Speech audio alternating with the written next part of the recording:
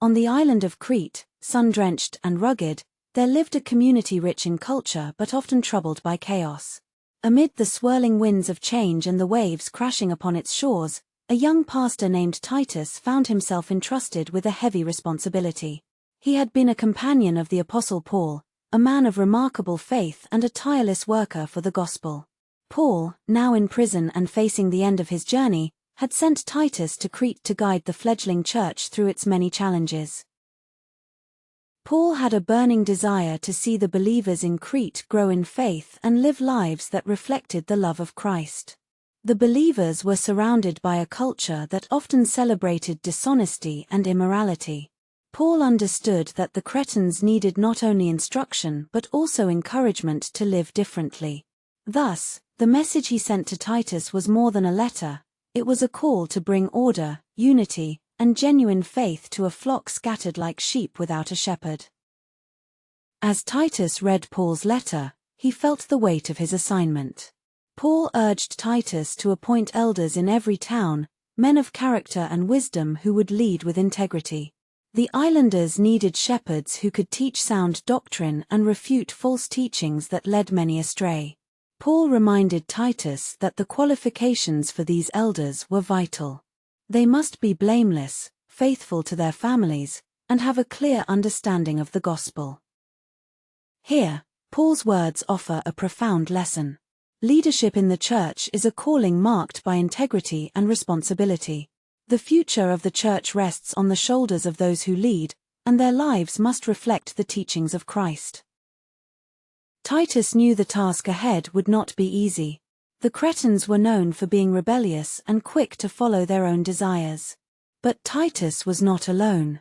Paul encouraged him to be bold and to speak the truth with love.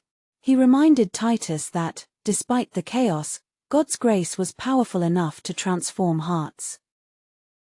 The first challenge Titus faced was the appointment of elders. He traveled from town to town, meeting with potential leaders. Some were eager, while others hesitated. Titus listened carefully to their stories. Each man had strengths and weaknesses, but Titus was determined to find those who could lead with both truth and compassion. As he spoke with them, Titus remembered Paul's guidance. An elder must not be arrogant or quick-tempered. Instead, he should be hospitable and self-controlled. Through each conversation, Titus prayed for wisdom. He envisioned a community united in faith, where love reigned, and the message of Christ could flourish. As he appointed each elder, Titus felt a sense of hope.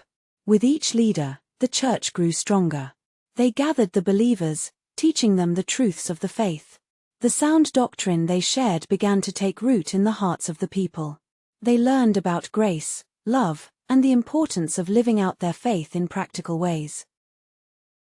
Titus also realized that teaching was not just for the elders. Paul reminded him that older men and women had a vital role to play. Older men were to be sober-minded and dignified.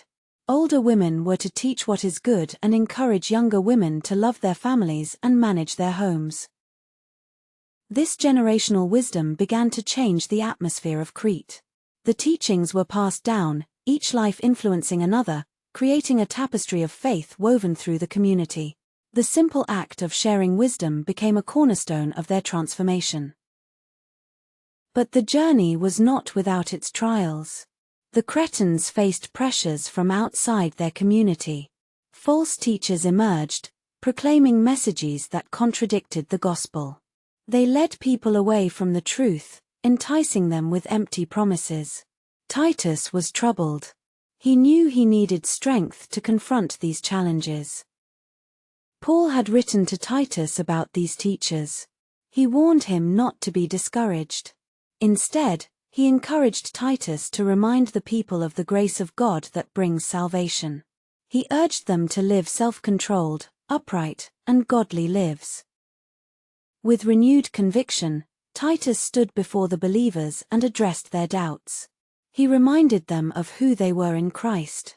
They were not defined by their past but transformed by the love of God. Each heart touched by God's grace was a beacon of hope for the community. The Cretans began to embrace their identity in Christ. They learned to live out their faith daily, demonstrating the love of God in their interactions. As their hearts changed, so did the culture around them. They became known for their kindness and integrity, a radical shift from their previous reputation. Yet Titus knew there was still much to do. He encouraged the believers to remember their mission. They were to be zealous for good works, not out of obligation, but as a natural response to God's love. Their good deeds would reflect the light of Christ, drawing others to Him. In the midst of these changes, Titus also faced personal challenges. He struggled with doubt and weariness. Would the church continue to grow? Would the Cretans remain faithful? Paul's words echoed in his mind. Be a model of good works. Show integrity, dignity, and sound speech. Titus found comfort in these reminders. He focused not on the difficulties but on the promise of God's faithfulness.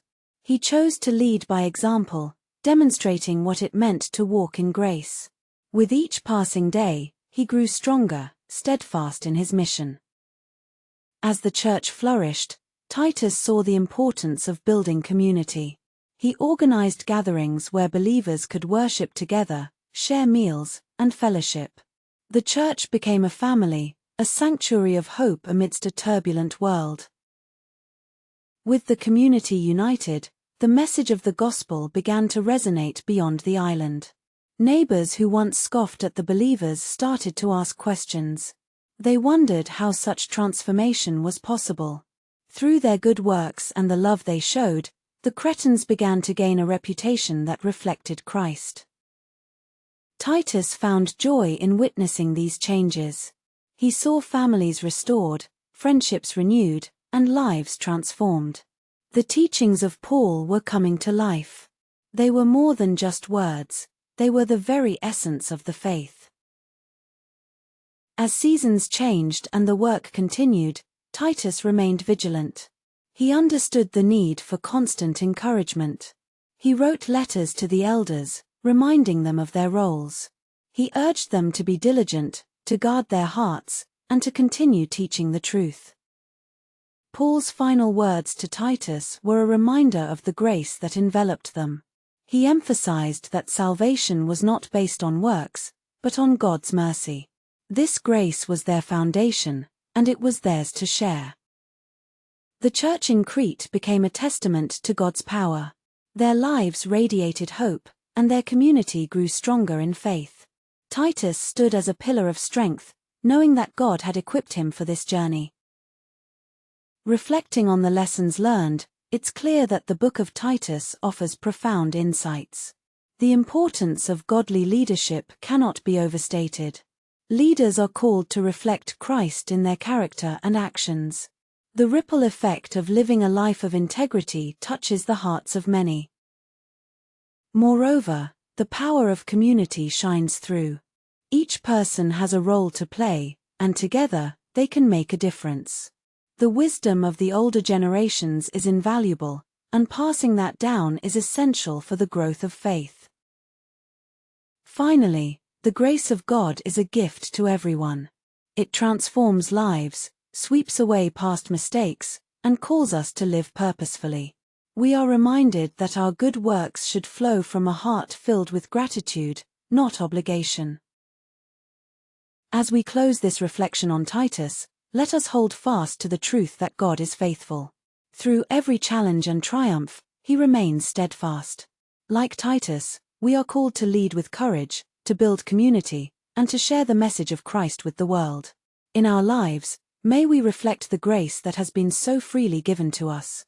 And may our hearts always be open to the transformative power of God's love.